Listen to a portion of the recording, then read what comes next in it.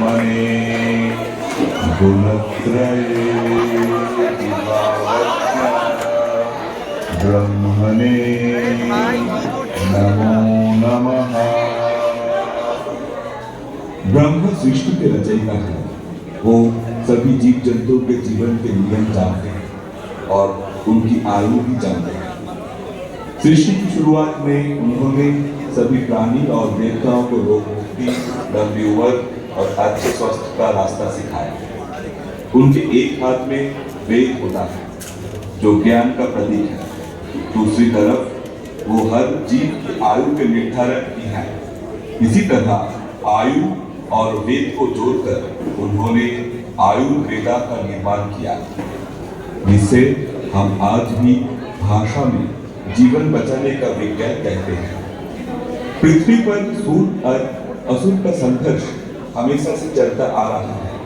इसी संघर्ष का परिणाम था समुद्र मंथन, जिसके दौरान बहुत सी चीजों के साथ धन्वंतरि भी अमृत कलश लेकर प्रकट हुए। ये अमृत ही असल शरीर को निरोग बनाने की पहली दवा है, क्योंकि शरीर ही हमारा सबसे बड़ा संपत्ति है। इसीलिए उनके आविर्भाव का दिन धनतेरस के रूप में मनाया जाता है।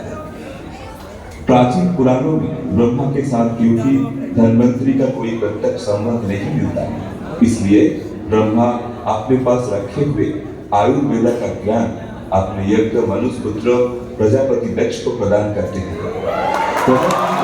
बहुत पुरानी और दार्शनिक व्यवस्था है।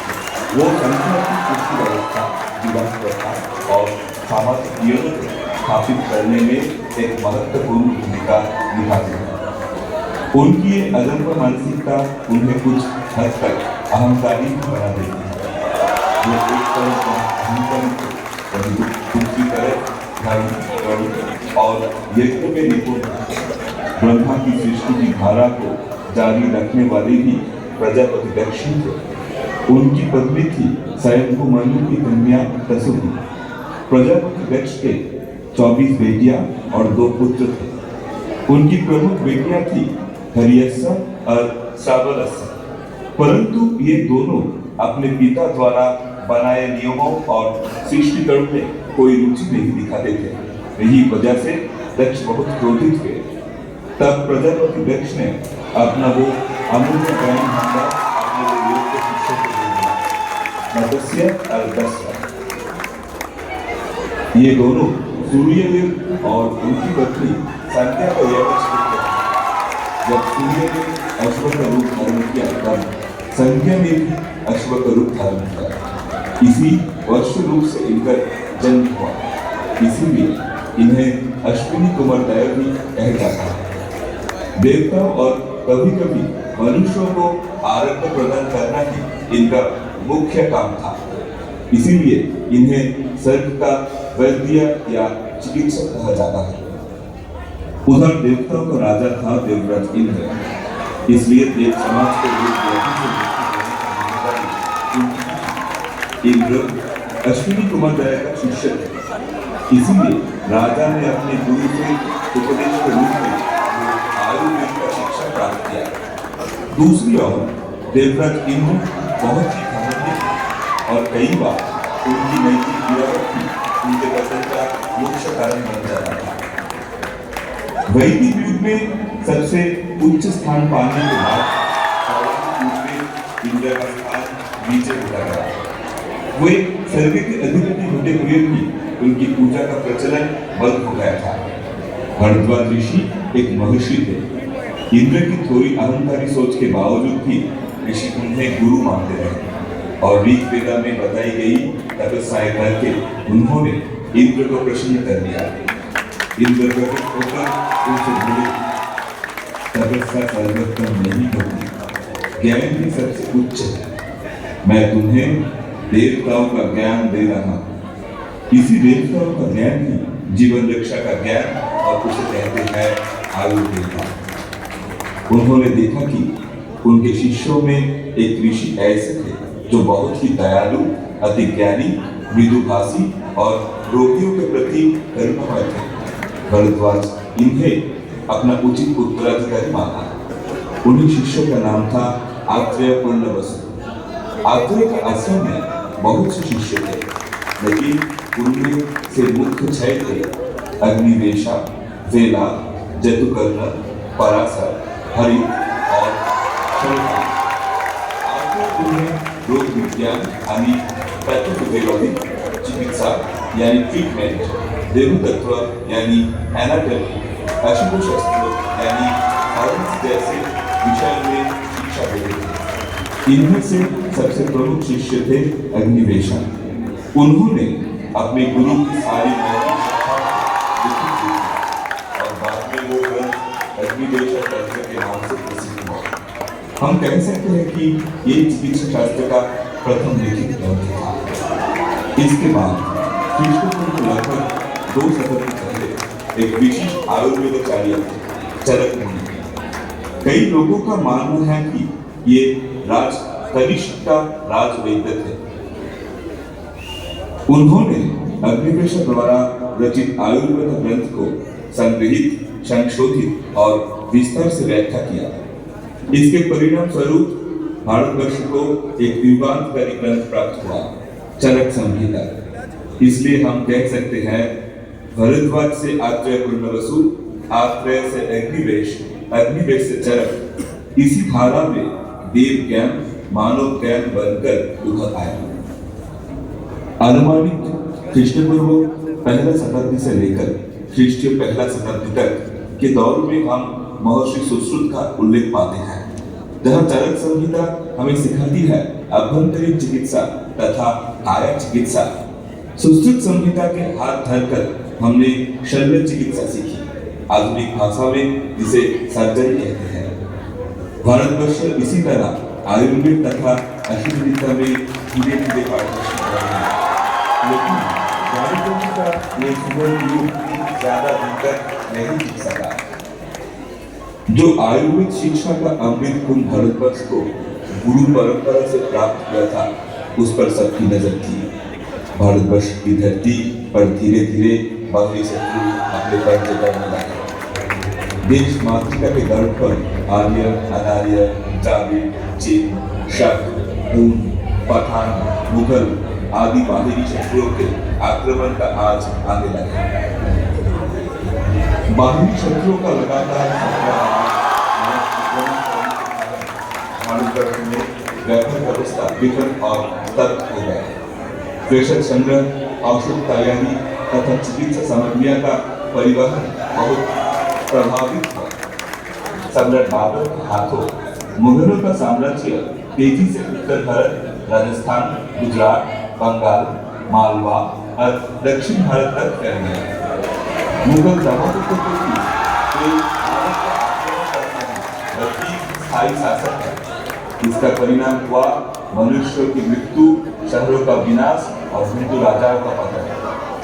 सरकारी देखभाल न मिलने के कारण आयुर्वेद की पाठशालाएं और आश्रम आधारित चिकित्सा केंद्र कमजोर पड़ने लगे। बाबर, हुमायूं से लेकर औरंगजेब का दाक्षिणात्य अभियान तक महामारी, अपुष्टि और चिकित्सा की बड़ी कमी पैदा की। भारतवर्ष की स्वास्थ्य व्यवस्था धीरे धीरे टूटने लगी। मुगलों ने भारत में इस्लामी चिकित्सा पद्धति को बढ़ावा दिया, जिसमें शल्य चिकित्सा का कोई प्रबंध नहीं था। प्राचीन भारत ने सुश्रुत संहिता से जो शल्य ज्ञान पाया था, वह धीरे धीरे स्थगित होने लगा। उनके समय में अस्थि चिकित्सा, आज की भाषा में ऑर्थोपेडिक सर्जरी, लगभग पूरी तरह बंद हो गई। औरंगजेब की मृत्यु के बाद केंद्रीय शक्ति कमजोर पड़ गई। धीरे धीरे मराठा, शीख, राजपूत क्षेत्रों में ब्रिटिश का होने लगा। 1897 में बहादुर सदाकत को अंग्रेजों ने निकल दिया और मुगल साम्राज्य का औपचारिक पतन हो गया। ब्रिटिश भारत का रीत गौरव को पुनरुद्धार कर दिया,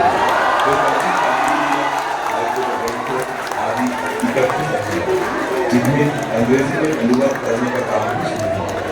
इनकी प्रयासों के माध्यम से भारतवर्ष का प्राचीन ज्ञान देश के महत्व है। चिकित्सा विज्ञान भारत माता के हर एक संतान का खून में बसा हुआ है। साल था 1861। भारत माता की गोद पर प्रकाशित करके जन्म हुआ एक शिशु। धीरे धीरे इस देश की जल, हवा और संस्कृति में उनकी पारंपरिक शिक्षा पूरी होती गई। वो कोलकाता यूनिवर्सिटी से बीए में स्नातक बने, बाद में पढ़ाई के लिए विदेश गए और एडिनबरा यूनिवर्सिटी से बीएससी और डीएससी डिग्री हासिल की।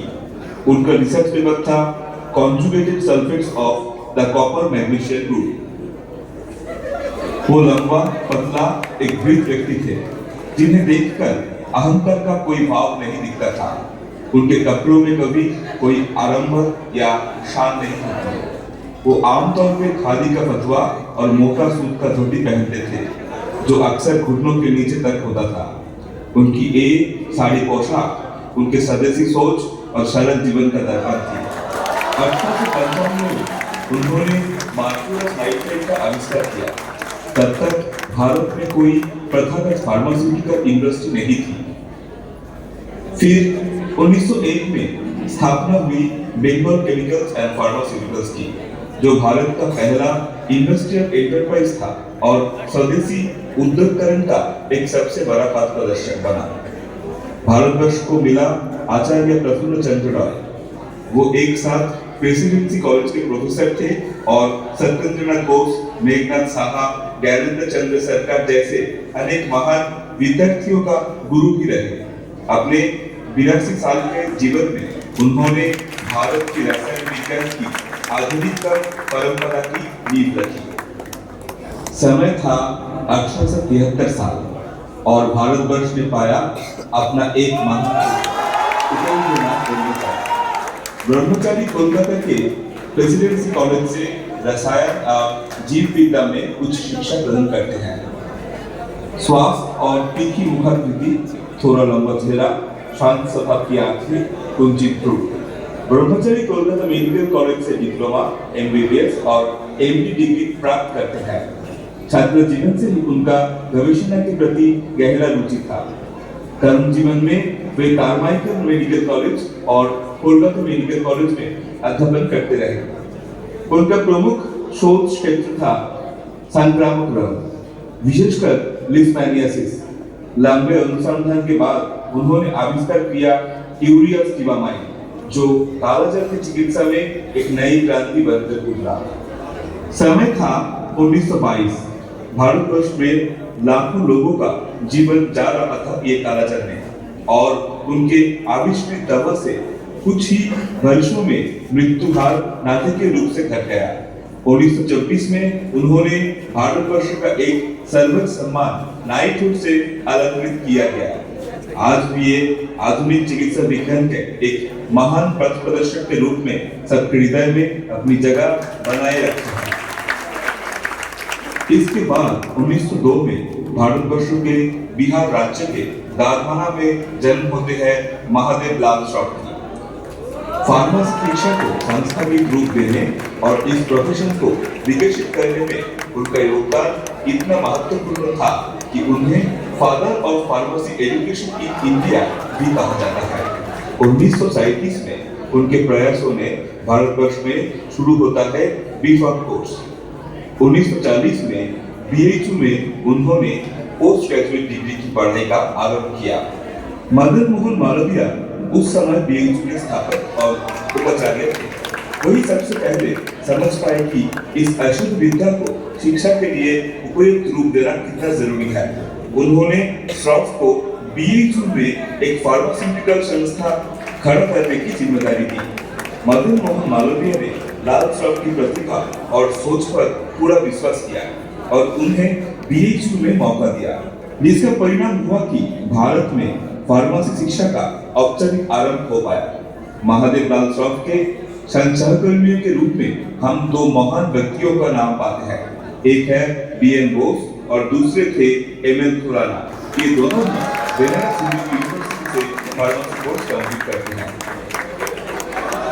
बीएन बोस एक प्रख्यात फार्माकोलॉजी शिक्षाविद और लेखक, खासकर उनकी फार्माकोलॉजी की किताबें और एक्सपेरिमेंटल फार्माकोलॉजी शिक्षा में उनका योगदान अत्यंत उल्लेखनीय है।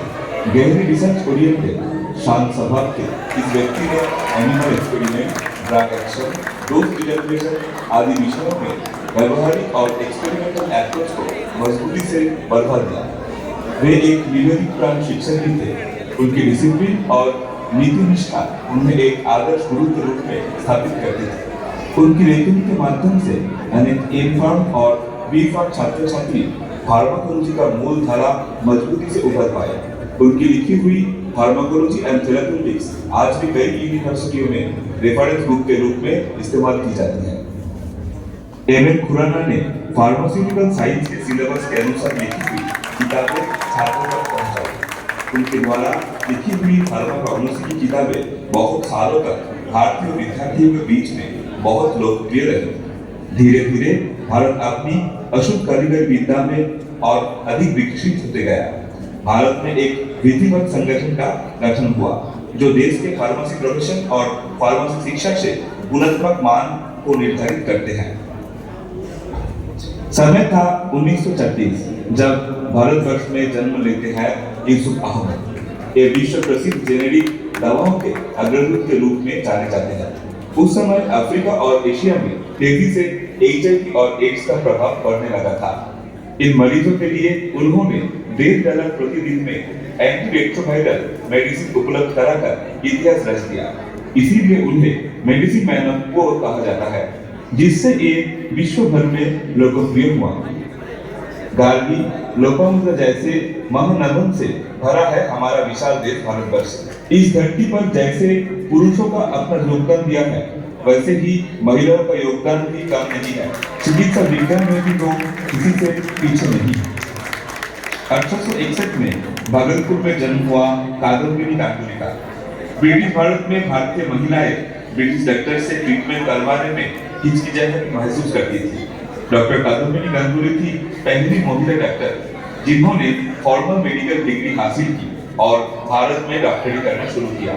1886 में वो कोलकाता मेडिकल कॉलेज से doctorate of medical college of Bengal GMCB प्राप्त करती हैं। कादम्बिनी गांगुली सिर्फ एक नाम नहीं बल्कि अनंत साहस की एक महाकाव्य है। जिस समय महिलाओं के लिए शिक्षा के दरवाजे लगभग बंद थे, उस अंधकार युग में उन्होंने औपनिवेशिक भारत की पहली महिला ग्रेजुएट और डॉक्टर बनकर इतिहास रचा। पुरुष प्रधान समाज में हर एक लांछना और हर एक बाधा ने उनके संकल्प को और मजबूत बनाया और उन्होंने प्रमाण दिया कि नारी शक्ति का उदय सिर्फ वक्त की बात है। लाखों महिलाओं का मन में आत्मविश्वास और प्रगति की मशाल जलाकर चली गई ये अग्नि कन्या। 1865 का साल था। भारत तक ब्रिटिश का अधीन था और महाराष्ट्र में जन्म हुई आनंदीबाई जोशी पुरुष प्रधान समाज में वो पहली महिला थी जिन्होंने पाश्चात्य देश का चिकित्सा विज्ञान की डिग्री हासिल की। वो भारत की पहली एलोपैथिक महिला डॉक्टर बनी जिनकी ये डिग्री अमेरिका ने प्रदान की। हर सफल महिला के पीछे एक पुरुष का सहयोग होता है और उनके विदेश यात्रा में उनके पति का सहयोग अनिवार्य था। उनके पति ने उनका नाम यमुना से बदलकर आनंदी रखा। सिर्फ 21 साल के कम आयु में हमने उन्हें खो दिया। 1905 में बोलपुर में जन्म हुआ एक महिला का जिनका नाम था चंपाकली। समय के साथ वे हीराबाई बड़ौदेकर के नाम से प्रसिद्ध थी। वह संगीत कलाकारों के परिवार में उनका जन्म हुआ था। उनकी माँ ताराबाई एक कुशल गायिका थी और वही हीराबाई की पहली गुरु भी थी। वो किराना घराने की एक प्रमुख कलाकार बनी। सिर्फ केमिकल जड़ी बूटियां ही रोगों का इलाज नहीं करती। शास्त्र कहते हैं कि प्रस्तुत किया गया संगीत ही रोग निवारक हो सकता है। वरुणकर की किरानी घराने की ख्याल गायकी, उनका शास्त्रीय संगीत एक तरह की लिसनिंग थेरेपी की तरह काम करता था जो दिमाग की मेमोरी और एफिशिएंसी को इम्प्रूव करता है। हीराबाई बड़ौदेकर स्वयं एक चिकित्सक ना होते हुए भी उनका द्वारा प्रस्तुत किया गया संगीत माइंड एंड सोल की हीलिंग का काम करता था। पराधीन भारत के समय जब गांव की औरतें इलाज के बिना चुपचाप मर रही थी, तब मीराबाई मायर उनके लिए एक उम्मीद बनकर सामने आया। वो गांव की महिलाओं की डॉक्टर भी थी और एक प्यारी रक्षक थी। उनका शांत स्वभाव और दया सबको हिम्मत देता था। दूर दूर से लोग उनके पास बस एक उम्मीद लेकर आते थे। मीराबाई मेयर ने सिर्फ लोगों की बीमारियां ही नहीं ठीक की, बल्कि उन्हें जिंदगी को दोबारा जीने का साहस भी दिया। इसके बाद 1917 में भारतवर्ष की जगत सभा में एक श्रेष्ठ स्थान लेने आती है असीमा चटर्जी। वे भारत की पहली महिला वैज्ञानिकों में से एक थी।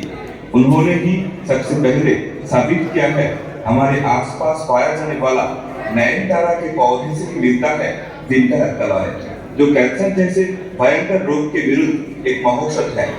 उन्होंने मलेरिया की दवा तैयार करने में भी एक महत्वपूर्ण भूमिका निभाई। वे भारत की पहली महिला वैज्ञानिक थी जिन्होंने रसायन विज्ञान में पीएचडी प्राप्त की। जीव रसायन, औषधीय पौधे और जटिल रासायनिक यौगिकों पर उनकी युगांतकारी रिसर्च ने भारत को अपार समृद्धि दी। उनकी खोज से भी मिली मैनड्रिन का विकास, जो मलेरिया की चिकित्सा में उपयोग होने वाली एक प्रसिद्ध दवा है। भारतवर्ष के रत्न भंडार में सबसे अनमोल रत्नों में से एक है इंदिरा हिंदुजा। वो एक प्रख्यात भारतीय स्त्रीरोग एवं प्रजनन विशेषज्ञ है और वही है गिफ्ट टेक्निक की विकासक। इंदिरा हिंदुजा मुंबई में प्रैक्टिस करती थी। चिकित्सा क्षेत्र में उनके असाधारण योगदान के लिए भारत सरकार ने उन्हें 2011 में पद्मश्री से सम्मानित किया। वो सिर्फ एक डॉक्टर नहीं बल्कि लाखों सूनी गोदों में आशा लौटाने वाली एक जीवन कारीगर थी। डॉक्टर इंदिरा हिंदुजा, जिन्होंने विज्ञान शक्ति से जीवन को एक नई परिभाषा दी। उन्हीं के हाथों जन्म लिया भारत के पहले टेस्ट ट्यूब बेबी हर्षा ने, और उस शुभ आरंभ से लेकर आज तक उन्होंने शायद 100 से भी अधिक दंपतियों के जीवन में अनामी मातृत्व की पूर्णता लौटाई। नंदिता पाल श्वेतकर भी एक बहुत ही मशहूर भारतीय गायनेकोलॉजिस्ट थी, जो खास तौर पर असिस्टेड रिप्रोडक्टिव टेक्नोलॉजी और आईवीएफ में अपना काम के लिए अंतरराष्ट्रीय स्तर पर प्रसिद्ध थी। वो Asia Oceania federation of obstetrics and gynaecology की प्रेसिडेंट के रूप में भी सेवा दे चुकी हैं। डॉक्टर मीना कुमारी वर्मा दक्षिण भारत की एक विशिष्ट चिकित्सक थी। वे प्रजनन चिकित्सा और गायनेकोलॉजी की विशेषज्ञ थी। आईवीएफ, फर्टिलिटी आदि क्षेत्रों में उनका योगदान निस्संदेह है।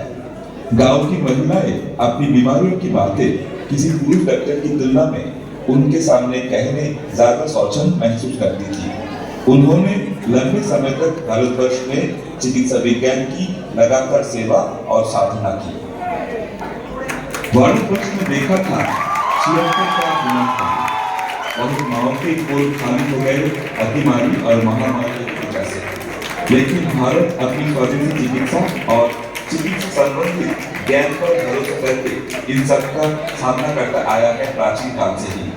हाल ही में भारत ने और एक महामारी देखी, कोविड-19, लेकिन भारत हरा नहीं।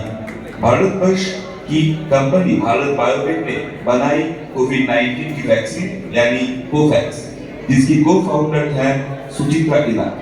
भारत सरकार ने उन्हें पद्म भूषण से सम्मानित किया। उन्होंने कॉन्फेडरेशन ऑफ इंडिया इंडस्ट्री की वाइस प्रेसिडेंट के रूप में जिम्मेदारी निभा चुकी है। समय था 1940 का आसपास। उसके बाद भारतवर्ष को मिला एक और मशहूर वैज्ञानिक, डॉक्टर सुष्मिता मित्तल। वो इंडियन स्टैटिस्टिकल इंस्टीट्यूट की रिसर्चर और कोलकाता के नेशनल इंटेलिजेंस यूनिट की पूर्व प्रोफेसर रही है। उन्होंने AI, data science, pattern recognition, bio informatics के क्षेत्र में अपनी अमूल्य जानकारी से भारत को समृद्ध बनाया। न्यूरोपैथी कंप्यूटिंग और थॉट कंप्यूटिंग के अन्य मेथड से भारत को उन्होंने परिचित कराया और इसी तरह उन्हें मिला जेसी बोस नेशनल फेलोशिप। इसके बाद हम मिलते हैं डॉक्टर स्नेहा रानी जैन से। वो भारत की पहली महिला फार्मासिस्ट थी, साथ ही साथ वो एक शानदार रिसर्चर भी रही हैं। वो पहली भारतीय थी जिन्होंने फार्मेसी रिसर्च में पीएचडी हासिल की।